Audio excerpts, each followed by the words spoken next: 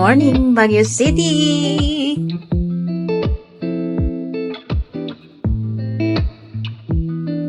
Ito yung nahanap kong accommodation na gusto kong i-book ulit sa susunod. Kung gusto nyo na, mura, malinis, at malapit sa mga pasyalan dito sa Baguio City, dito lang kayo kay Miss Angelica Katbagan dito sa Baguio City, Abelino Street, Lower Fairview. Yan. Kita nyo naman, meron siyang shower, heater, at malinis na toilet.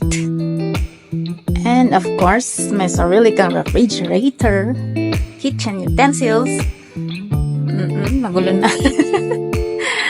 At maliit na cute na sala set and dining table. And yung mga kasama ko dito is kasi ang kabibiyahe namin si Mama.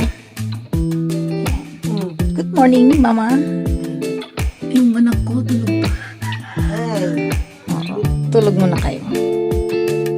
At yung aking someone dun pa, may hilata. Hi! Good morning! At ako nagkakape na.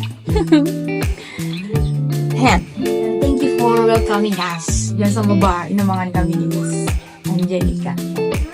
Ganda ng ano yan. Ganda ng accommodation. Ayan, kung gusto nyong maghanap ng mura at malinis at malapit sa mga pasyalan, pwede niyo akong pagtanungan.